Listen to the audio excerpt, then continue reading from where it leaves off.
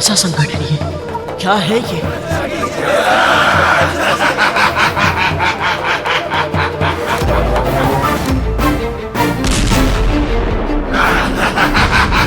कौन हो सकता है इस विनाश का झलक?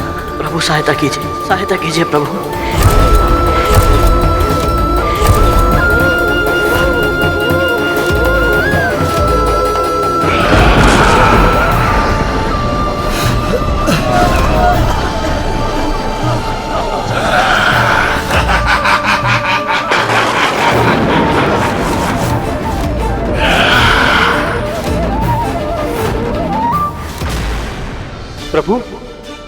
प्रभु ये क्या हो रहा है? मंथन से तो श्री निकलने वाली थी, अमृत आने वाला था। ये कैसा भीषण संकट निकला है समुद्र से? इसकी कल्पना तो मैंने भी नहीं की थी शेष। क्या कारण हो सकता है इसका?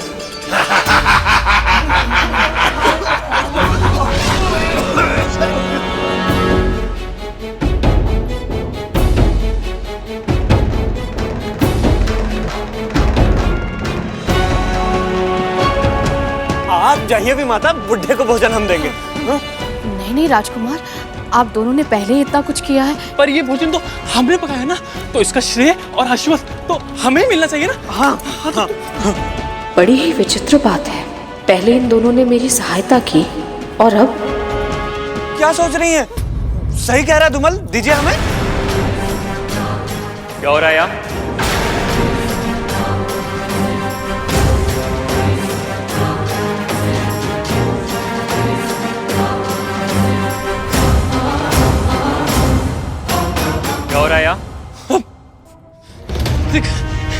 कुछ भी तो नहीं, कुछ निकाले हुए तो वो तो हम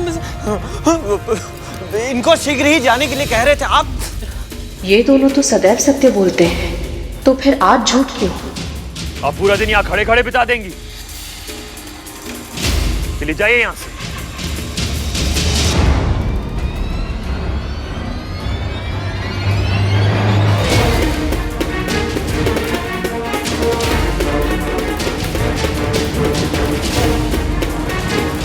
अब बताओ सत्य क्या है? मैंने बहुत बार तुम दोनों को उस बुड्ढे की कुटिया के आसपास मंडराते देखा है।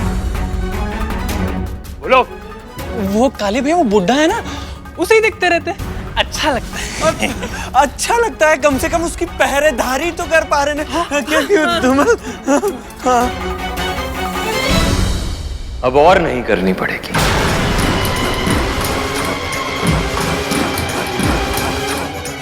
मैंने उस बुढ़े की अंतिम यात्रा का प्रबंध कर दिया है।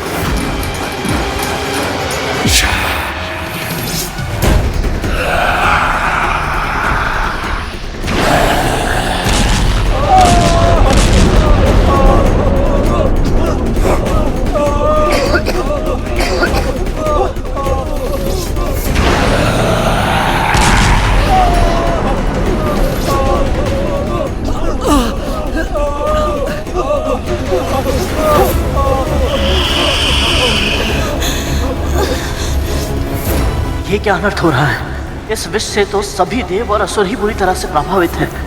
तब साधारण मनुष्य को क्या होगा?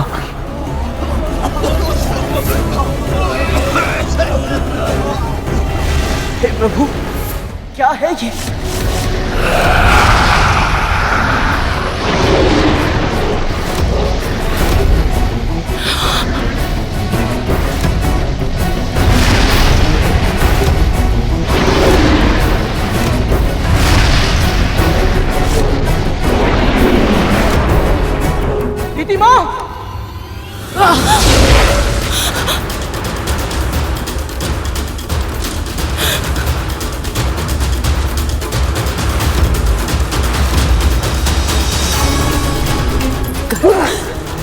गरुड़, तूने मेरे लिए अपने प्राण।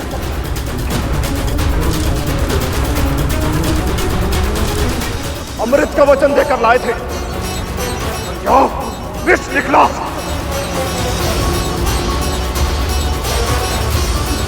तुम देवता सदैव से पाखंडी थे और पाखंडी ही रहोगे। हमने कोई पाखंड नहीं किया है असुरराज। हम सब भी तो यहाँ आपकी तरह फंसे हुए हैं। भागो, भागो, जितना भाग सकते हो उतना भागो, परंतु मुझसे बचकर नहीं भाग पाओगे।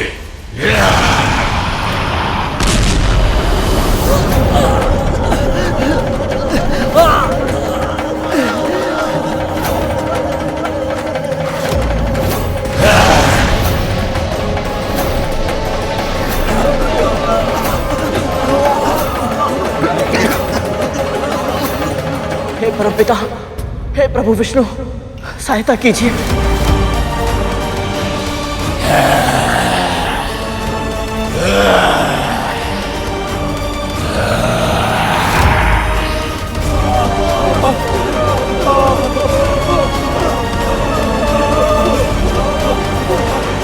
प्रभु, आप तो माँ लक्ष्मी के आगमन की आशा में थे ना, तो फिर ये कालकूट कैसे निकल आया?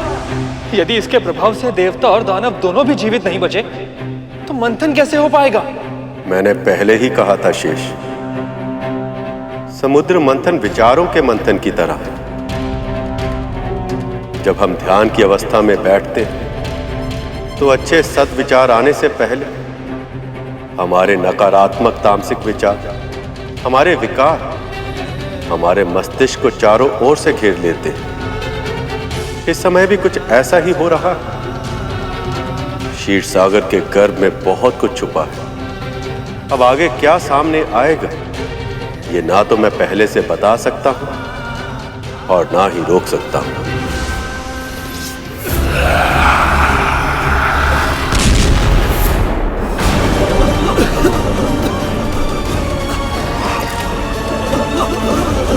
अपने प्राण बचाओ, भागो यहां से।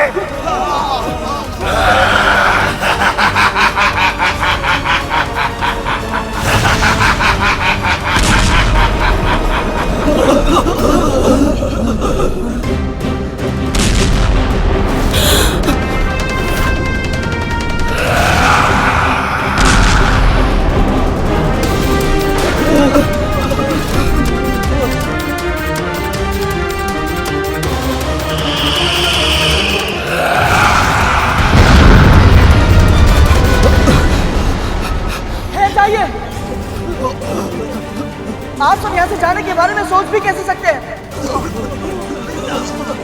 ये जो भी है, हमें इसका सामना करना ही होगा। पर कैसे? हे प्रभु, अब केवल आप ही हमारी रक्षा कर सकते हैं इस हलाहल से।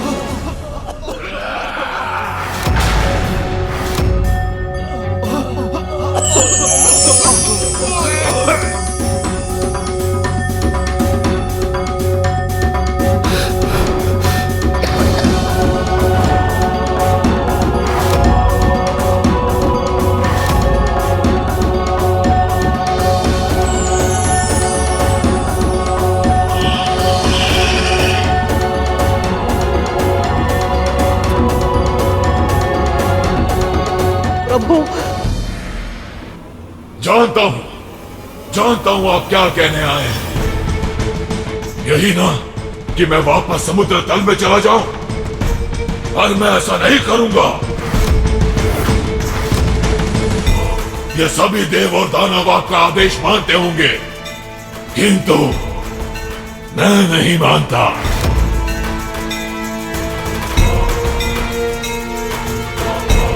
इस सृष्टि के आरंभ से हूं और अंत तक रहूंगा। मैं अजर हूं, अमर हूं।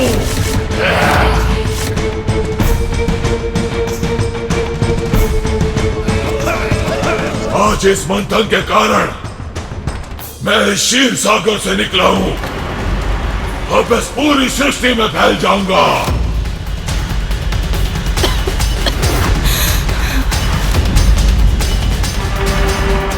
और जो भी मेरे मार्ग में आएगा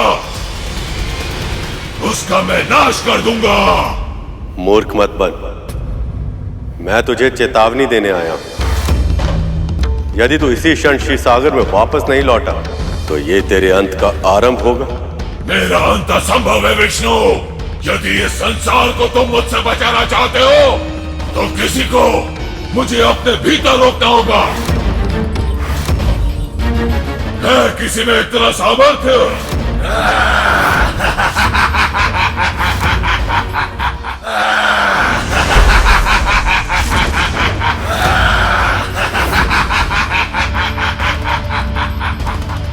देखा, तुम्हारा प्रभु तुम्हें मरने के लिए छोड़कर चला गया, क्योंकि उसे भी पता है मुझे कोई भी नहीं रोक सकता। ये भगवान विष्णु भी मुसीबत के समय हमको छोड़कर चले गए। नहीं, मेरे प्रभु कभी ऐसा नहीं कर सकते। वो अपने भक्तों को पीड़ा में छोड़कर नहीं जा सकते।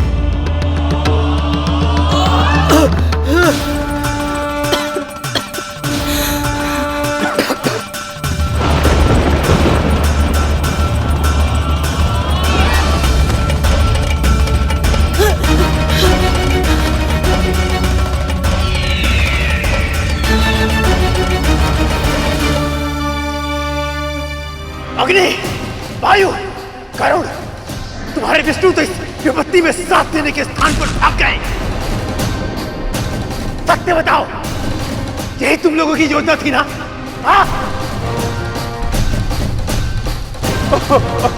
इस संकट से यदि प्रभु विष्णु स्वयं हमारी रक्षा नहीं कर सकते तो इस संसार में हमारे जीवन की रक्षा कोई नहीं कर सकता।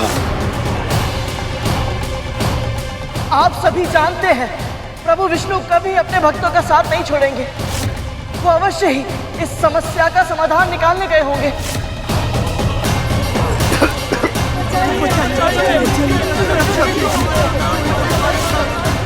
प्रभु ने कहा था कि जब संकट बढ़ता है तो कछुआ साधना करने के लिए खोल में चला जाता है। अवश्य ही प्रभु भी साधना करने के लिए गए होंगे। माँ कहती है मौन रहने से सभी समस्याओं का समाधान सहज ही निकल आता है। आप सब बस थोड़ा धैर्य रखिए। मुझे पूर्ण विश्वास है कि प्रभु इस समस्या का कोई ना कोई समाधान अवश्य ही निकालेंगे।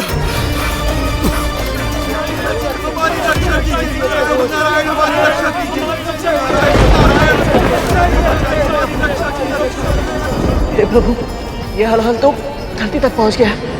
इससे मेरी माँ की रक्षा कैसे होगी? कौन बचाएगा मेरी माँ को?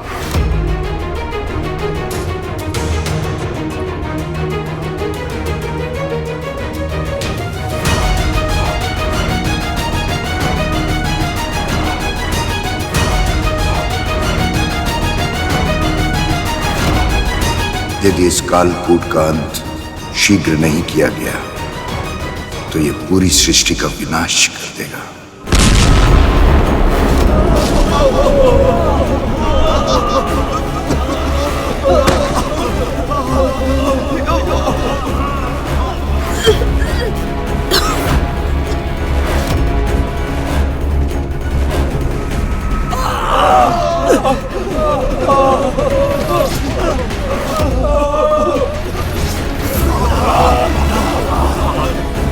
माँ वहाँ अकेली होंगी। मुझे जाना होगा, उनकी सहायता के लिए जाना होगा मुझे।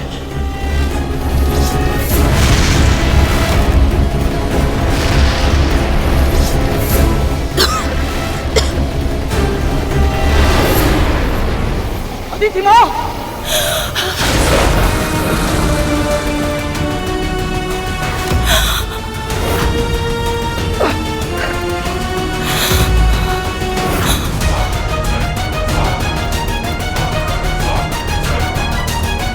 पुत्र, तुम ठीक तो हो ना?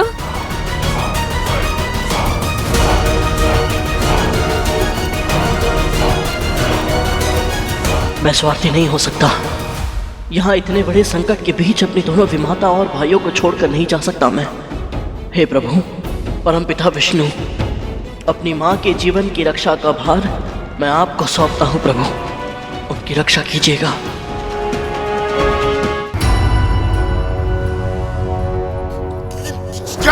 पूछकर देर से आइएगा तुम, ताकि भोजन की प्रतीक्षा करते करते भूख से तड़प तड़प कर मैं अपने प्राण दे दूं। ये असत्य है बाबा, विलंब अवश्य हुआ है, उसके लिए मुझे क्षमा कर दीजिए। पर अब तो मैं आपके लिए भोजन ले आई हूँ ना, बस आप ही के लिए परोस रही हूँ। जल्दी लाओ।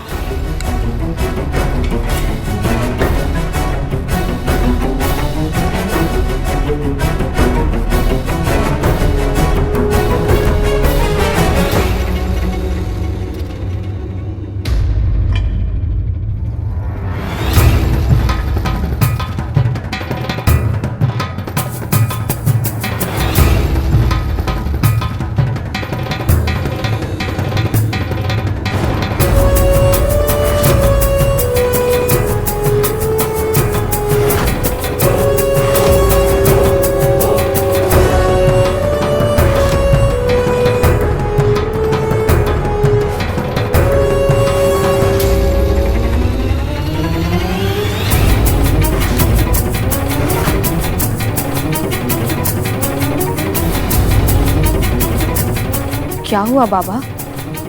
इसमें कोई कमी रह गई है क्या?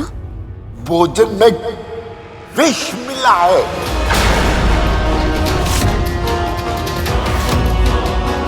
इसे विष के बारे में कैसे पता? विष? ये कैसे संभव है? और आपको कैसे पता? तुझे सच में सुनाई नहीं देता? बैरी है क्या तू? अभी कौवा बता के गया। आप ये क्या कह रहे हैं बाबा? ये भोजन पूरी तरह से शुद्ध है, मेरी आंखों के सामने पका है, इसमें कोई विष नहीं है। यदि तुझे इतना विश्वास है तो पहले इस भोजन को तू खा।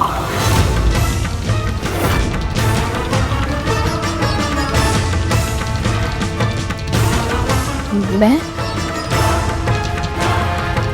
बाबा,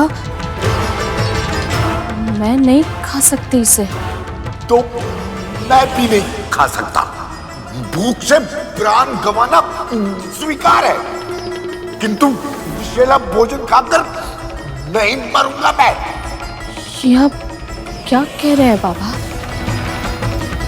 मैं आपको क्यों मारना चाहूंगी? कारण तो अनगिनत हो सकते हैं, इसलिए या तो पहले तू इसे खा या मैं कुछ नहीं खाऊंगा।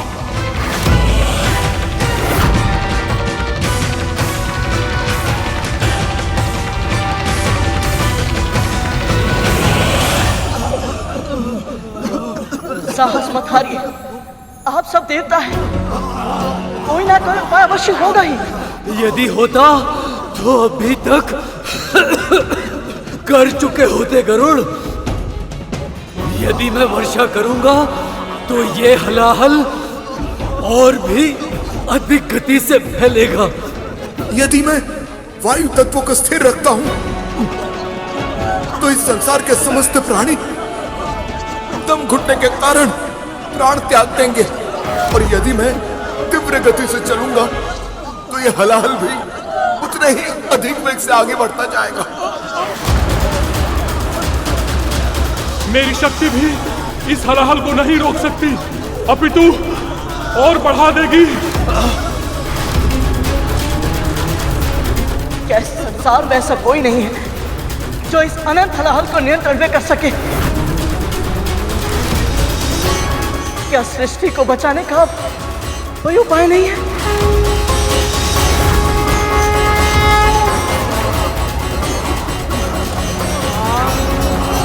क्या सृष्टि को बचाने का कोई उपाय नहीं है? क्या इस संसार में ऐसा कोई नहीं है जो इस अनंत हलाहल को नियंत्रण में कर सके?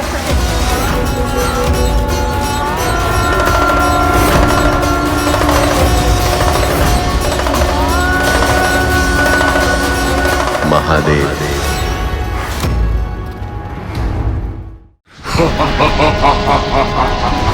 मेरा देश पूरे संसार का विनाश कर देगा, और जीवित और निर्जीव का मैं अंत कर दूंगा, और विष्णु भी मुझे रोक नहीं पाएगा।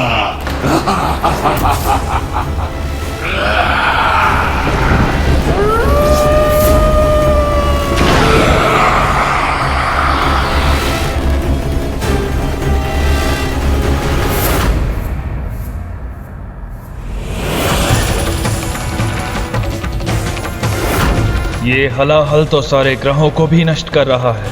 यदि विष्णु जी ने कुछ नहीं किया तो सब समाप्त हो जाएगा। प्रभु, कोई तो उपाय होगा इस विष से बचने का।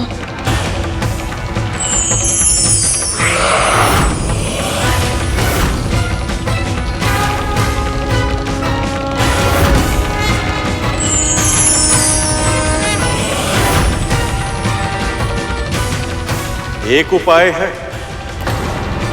जिनमें सब लय होते हैं। यदि इस विष को भी वह स्वयं में लय कर ले तो इसे नियंत्रित किया जा सकता है। महादेव,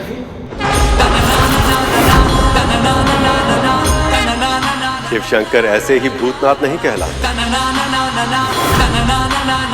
वो भूत, प्रेत, पिशाच, निशाचर सबको अपनाते हैं। उनके लिए ना ही कोई सही है और ना ही कोई गलत। सबको एक ही दृष्टि से देखते हैं।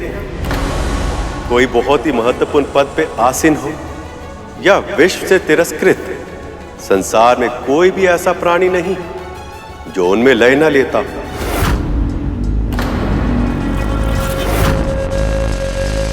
जब कोई उनसे वरदान मांगता है तो एक बार उसके परिणाम के बारे में सचेत अवश्य करते हैं, किंतु तब तक लौटने नहीं देते जब तक उसकी इच्छा पूरी ना हो।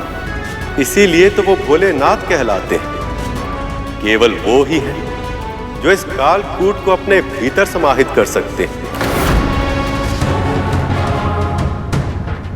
केवल वो ही हैं जो इस संसार को विनाश से बचा सकते हैं।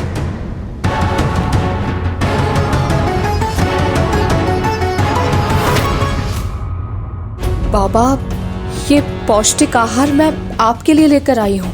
इसका सेवन नहीं कर सकती मैं। यदि मेरा पुत्र यहाँ होता तो वो इसे अवश्य चखता और ये सिद्ध कर देता कि इसमें कोई विष नहीं है। किंतु तेरा पुत्र तो यहाँ है नहीं।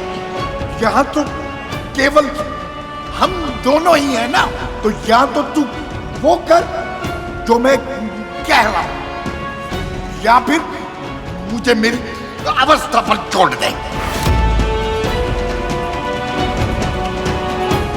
वैसे तो तू अति देवो बाबा के मंत्र का जाप करते नहीं थकती, और अब तुझे इस अतिथि देवता के लूटने का तनिक भी भय नहीं है।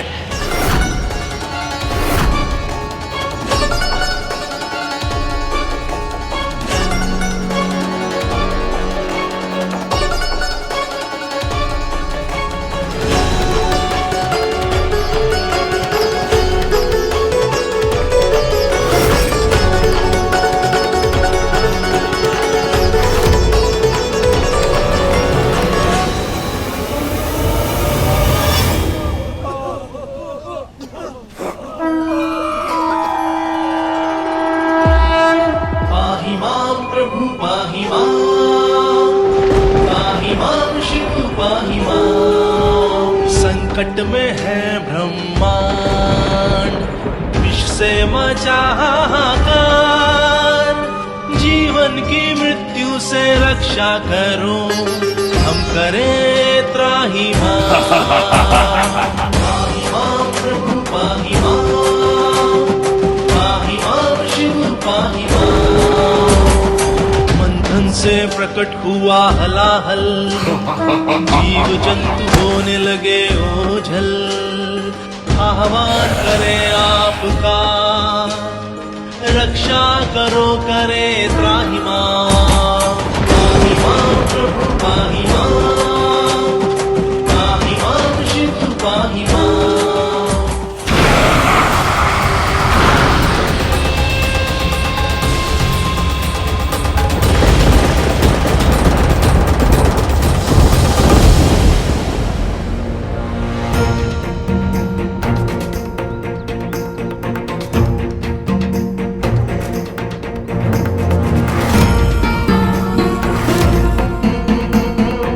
अगर विंता माँ ने ये जहरीला खाना खाया तो उनकी मृत्यु निश्चित है।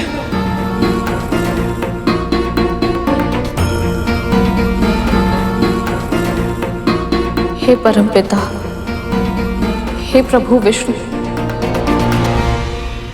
मेरी भक्ति स्वीकार करें।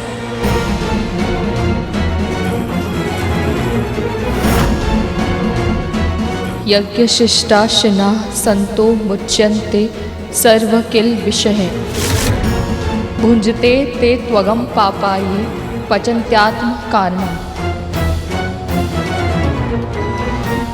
मंत्र का जाप तो कर लिया,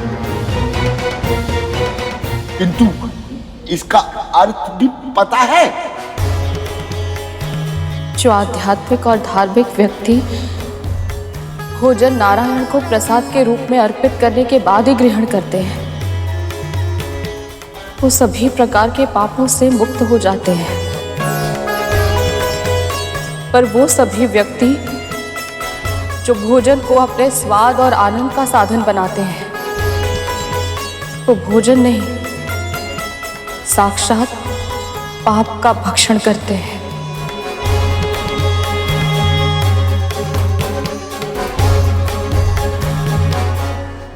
बस बस, ज्ञान की बातें करने में समय नष्ट मत कर।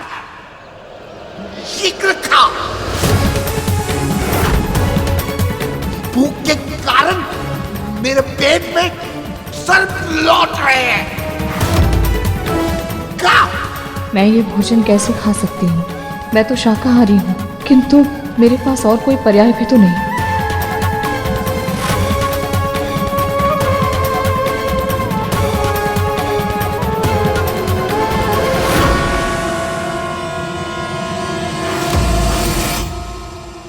चलो अच्छा है, आज इस दासी से भी छुटकारा मिल जाएगा। फिर इस बुढ़े को इस कुटिया के 7 महल के बाहर फेंक दूंगा।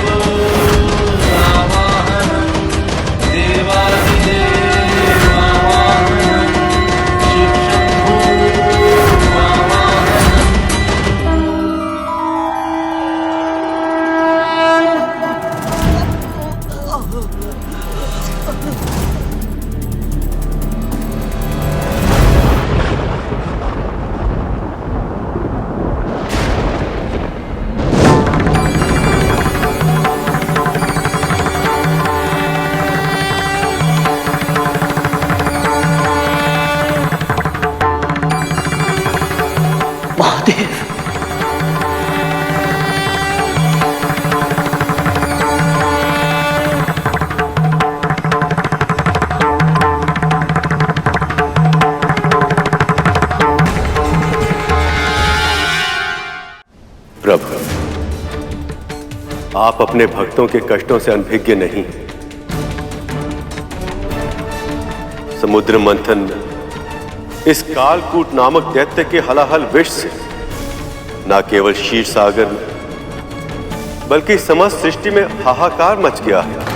हे महादेव, यदि आपने शीघ्र ही कोई उपाय नहीं निकाला तो यह सारा संसार नष्ट हो जाएगा।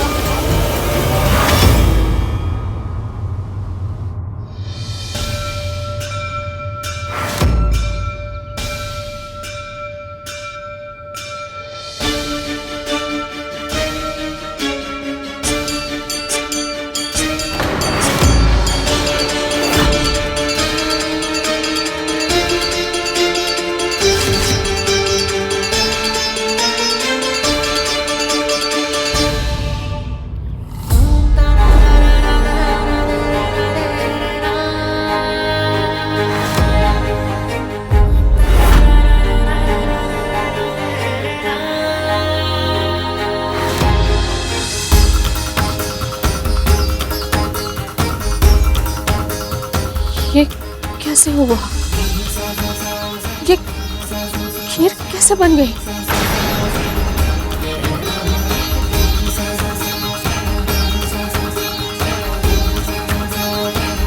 तेरे विष्णु ने तेरी सहायता की होगी। तू ही तो कहती है ना, तेरा विष्णु कुछ भी कर सकता है। सत्य कहा आपने।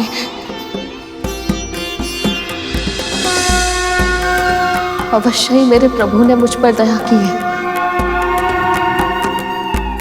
आपका बहुत बहुत धन्यवाद नारायण। बहुत बहुत धन्यवाद। ये दोनों क्या कह रहे हैं? लगता है तुझे मेरे प्राणों की कोई चिंता नहीं है। पहले ही इतना समय नष्ट हो गया है, अब भी तू तेरे विष्णु के गुणगान करने में समय बितानी है। समझ गया मैं, भोजन में विष नहीं है। ला दे।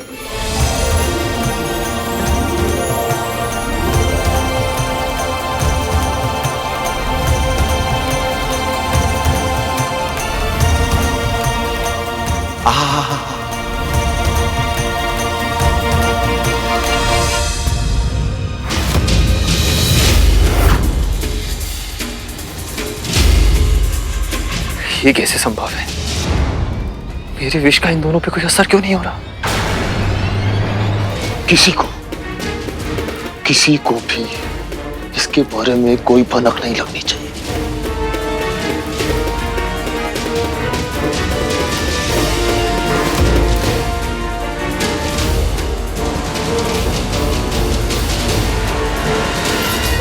पहले से ही एक रहस्य पेट में छिपा कर रखा है, ये दूसरा रहस्य।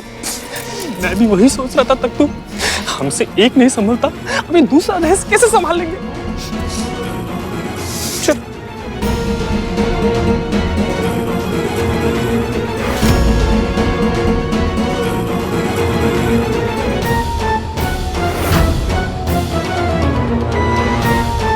तू चाहे कितना भी शक्तिशाली हो कालकूट, किंतु मेरे होते हुए तेरा यहां प्रवेश असंभव है।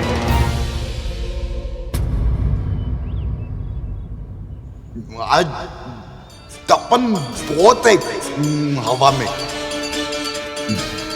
तनिक हवा कर दे। जी जी बाबा।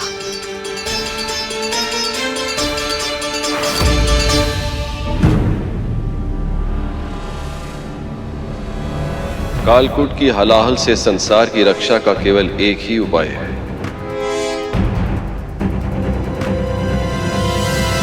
इस विष को मुझे स्वयं ही ग्रहण करना होगा।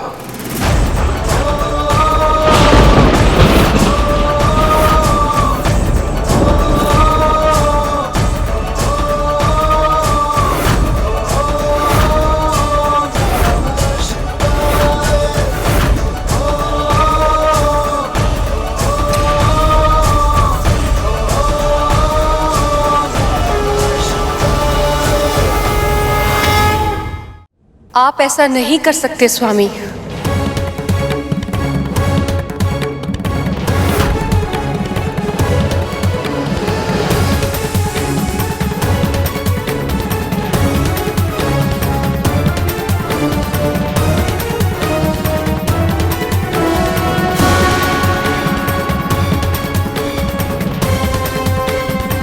मुझे करना पड़ेगा देवी। आप बाध्य नहीं हैं। मुझे ऐसे मत देखिए स्वामी।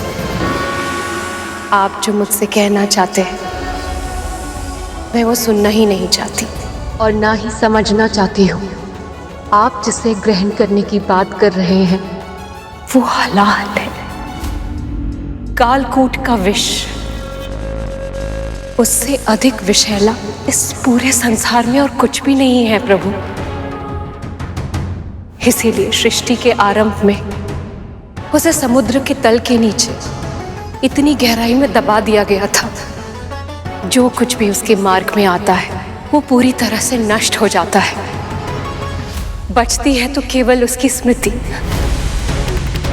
मैं मानती हूँ प्रभु कि संकट विकट है, परंतु नारायण को इस मंथन से पहले सोचना चाहिए था। सृष्टि के पालन करता है नारायण। आप ये जानती हैं देवी, उन्होंने वही किया जो उनका धर्म था। मुझे वही करना है जो मेरा धर्म है। यदि मैं कालकूट को स्वयं में लय नहीं करूंगा फिर कौन करेगा? सबके प्रति धर्म स्मरण है आपको, परंतु अपनी पत्नी के प्रति उसके पति का क्या धर्म होता है स्वामी? सारी संसार की रक्षा के लिए आप स्वयं की बलि देना चाहते हैं? आपने एक बार भी नहीं सोचा कि यदि आपको कुछ हो गया तो मेरा क्या होगा? यदि सृष्टि ही नहीं बची तो हम दोनों होकर भी क्या करेंगे प्रिय?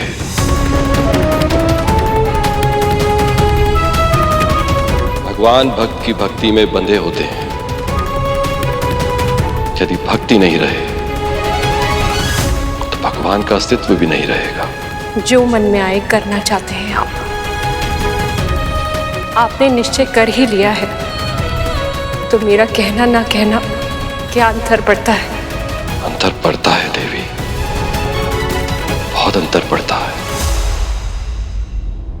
मैं शिव हूं क्योंकि आप मेरी शक्ति हैं और आपके साथ के बिना मेरा विष को ग्रहण करना असंभव होगा। स्वामी, यह क्या करने के लिए कह रहे हैं मुझसे? आप चाहते हैं कि स्वयं एक सुहागन अपने पति को विष का प्याला दे दे? ये नहीं होगा मुझसे प्रभु, ये नहीं होगा।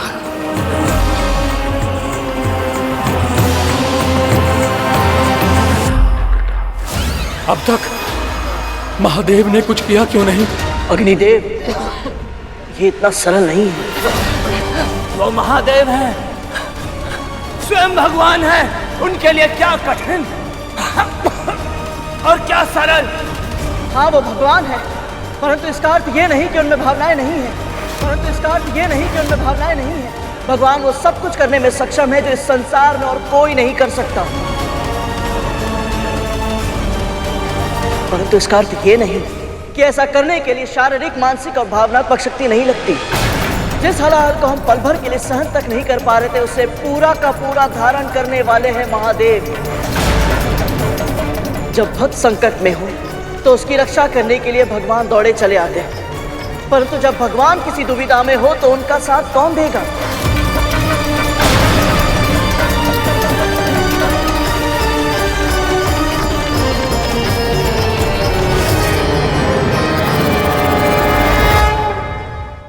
क्या आप निराश करेंगे ऐसे भक्तों को? ये सब हमारी अपनी ही संतानें हैं। क्या आप इन्हें पीड़ा में तड़पते हुए देख पाएंगे?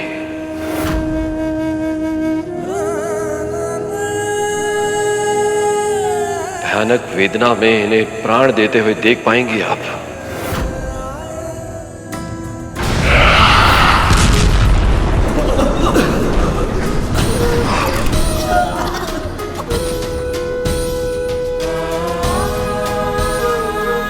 आप सही कह रहे हैं स्वामी। हम अपनी संतानों के साथ ऐसी त्रासदी नहीं होने दे सकते। क्षण भर के लिए तो मैं भूल ही गई कि मैं तो सदा सुहागन हूं। माथे पर बिंदी, मांग में सिंदूर, कान में कुंडल और गले में मंगलसूत्र है प्रभु। हाथ में सुहाग का चूड़ा, पांव में अलता, बिछिया, और जो सुहागन इन सारे अलंकारों से सुसज्जित होती है, उसका सुहाग हमेशा अमर होता है। मैं प्रेम को बंधन नहीं बनने दूंगी स्वामी। मैं शक्ति हूं, आपकी शक्ति, और शक्ति ही रहूंगी। जाइए, सृष्टि की रक्षा कीजिए स्वामी। हमारी संतानों का कल्याण कीजिए स्वामी।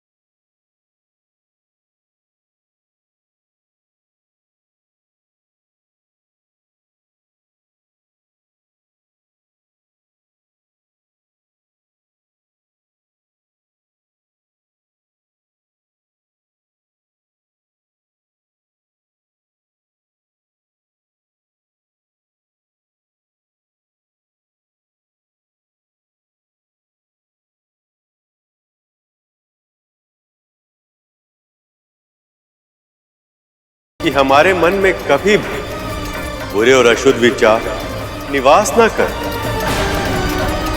हमारा मन सदैव शुद्ध और अच्छा रहे।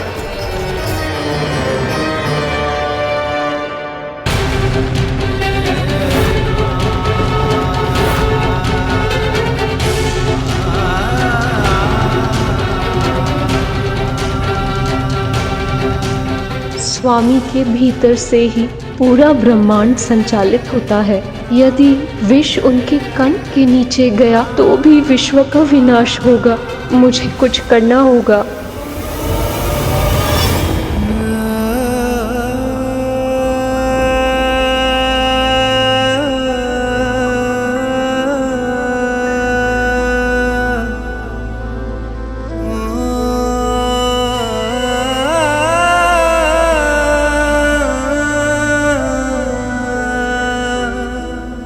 प्रभु, आपके उदर में समस्त सृष्टि का वास है। यदि ये हलाहल का विष आपके कंठ से उतरकर उधर तक चला गया तो आपके इस महाप्रयास के बाद भी इस सृष्टि का विनाश निश्चित है।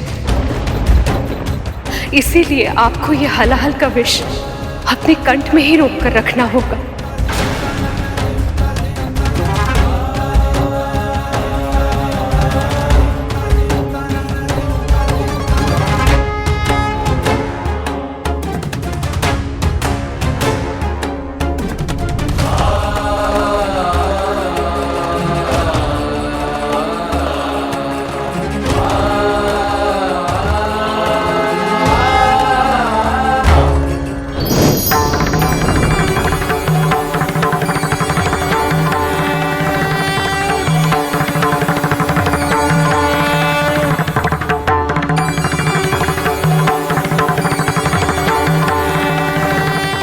आपने संसार की रक्षा के लिए इस हलाहल को अपने कंठ में धारण कर लिया, इसलिए आज से संसार आपको नीलकंठ के नाम से भी जानेगा।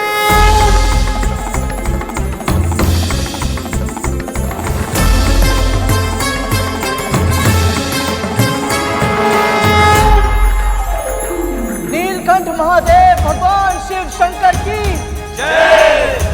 नीलकंठ महादेव भगवान शिव शंकर की जय। नीलकंठ महादेव भगवान शिव शंकर की जय।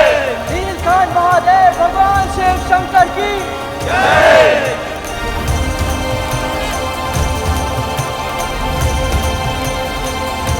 मेरा ये रूप आत्मनियंत्रण का प्रतीक है। विषैले विचार किसी के भी मस्तिष्क में आ सकते हैं, परंतु ये हम पे निर्भर करता है कि हम उनके विष को, उन विचारों की अशुद्धता को अपने भीतर कितनी गहराई तक समाने देते हैं,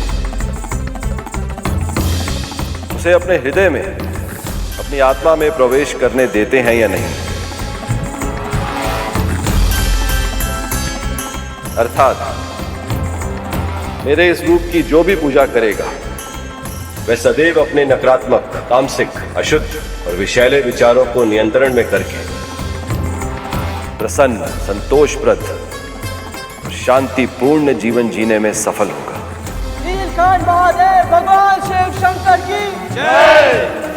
नीलकंठ महादेव भगवान शिव शंकर की जय। नीलकंठ महादेव भगवान शिव शंकर की जय।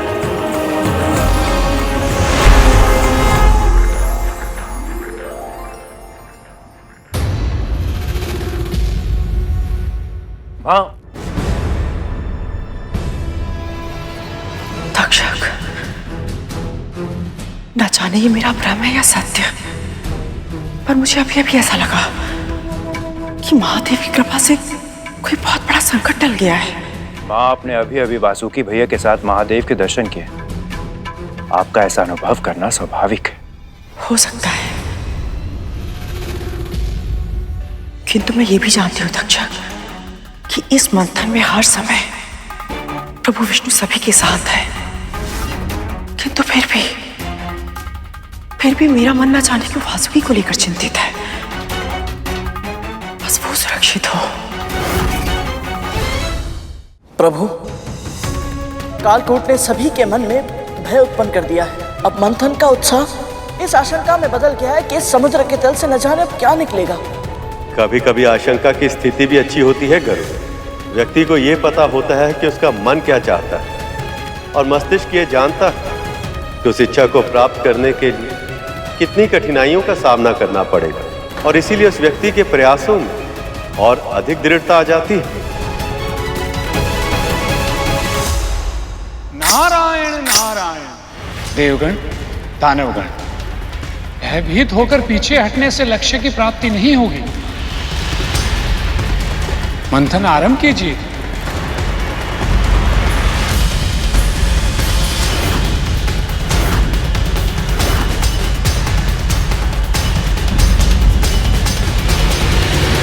नारायण नारायण। प्रभु, आपने जो कहा वो कितने शीघ्र सत्य सिद्ध हो गया। वो देखिए।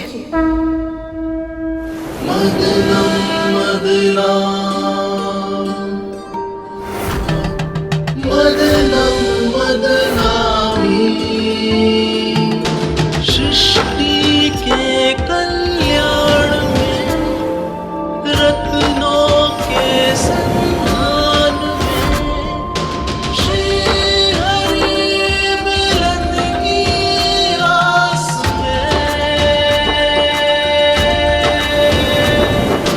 मदनम मदनाम,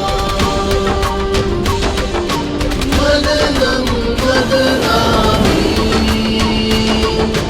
मदनम मदनाम, मदनम मदनामी।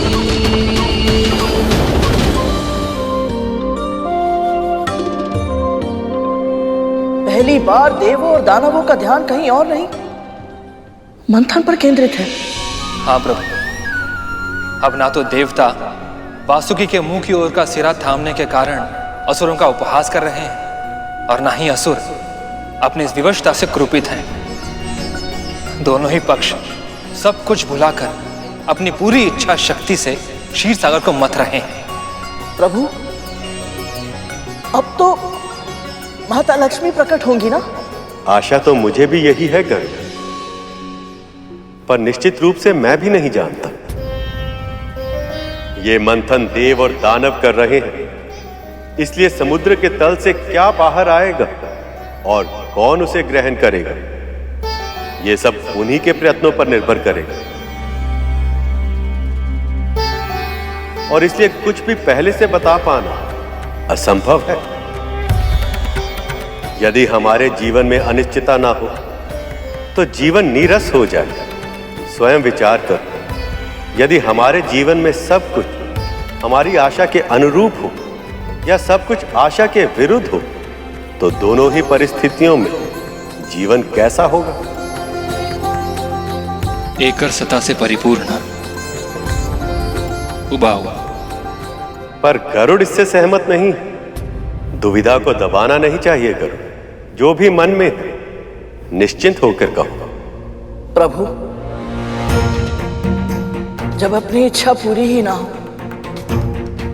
बल्कि जो भी हो उसके विपरीत ही हो, तो हतोत्साहित अनुभव करना स्वाभाविक है ना? तुम्हारे कहने का अर्थ क्या है गरुड़? मेरी मां को देख लीजिए भैया, इतनी लंबी प्रतीक्षा करने के बाद उनके पहले पुत्र का जन्म हुआ भी तो अर्धविकसित अवस्था में। ये क्या किया आपने? ईर्ष्या के वश में अपने ही पुत्र को विकलांग बना दिया। उसके बाद उन्होंने मेरे पालन पोषण पर अपना सारा ध्यान केंद्रित करना चाहा, पर मेरे जन्म लेते ही मां दासी बन गई। उनके आशा के दीप की अंतिम लौ था मैं, परंतु मैं भी दास।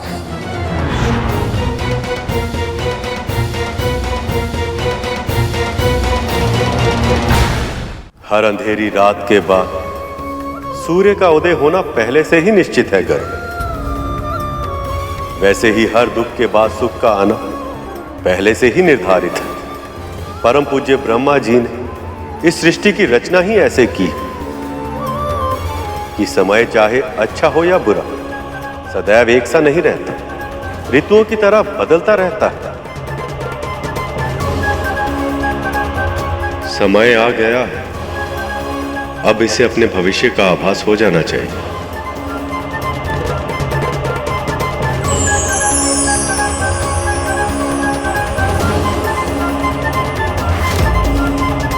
यदि तू मेरा ये कार्य करने के लिए तैयार है तो मैं तुझे और तेरी मां को दासत्व से मुक्त कर दूंगी।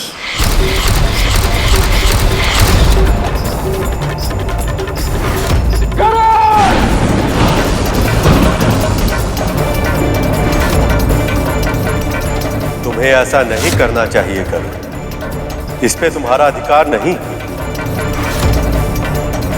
मेरा पुत्र और मैं, हम दोनों मुक्त हो गए, दासत्व से मुक्त हो गए हम दोनों।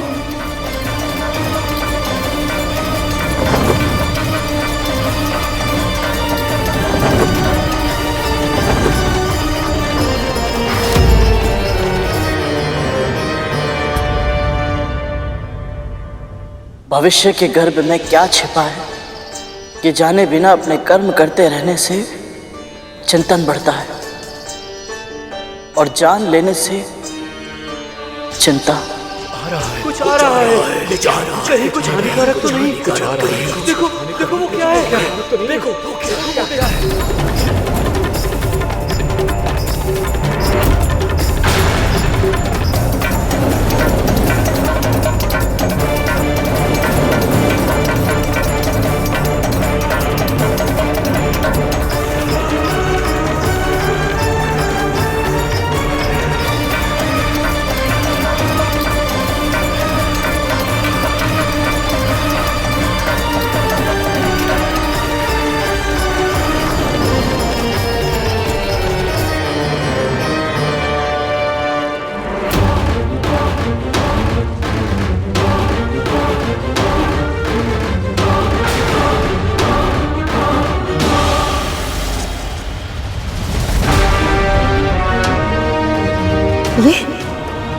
ये क्या हो रहा है?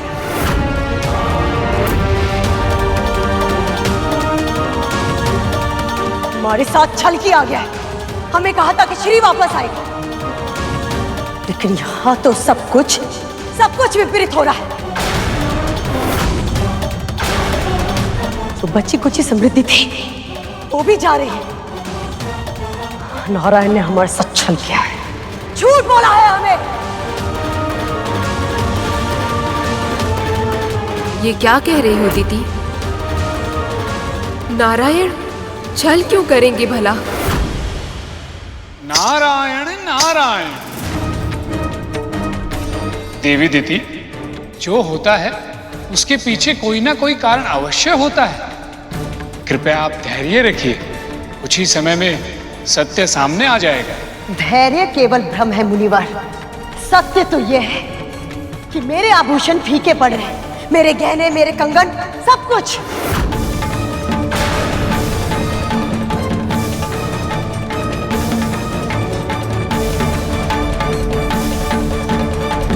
ये संकेत माता लक्ष्मी के आने के तो नहीं हो सकते प्रभु। तो फिर ये कौन आ रहा है प्रभु?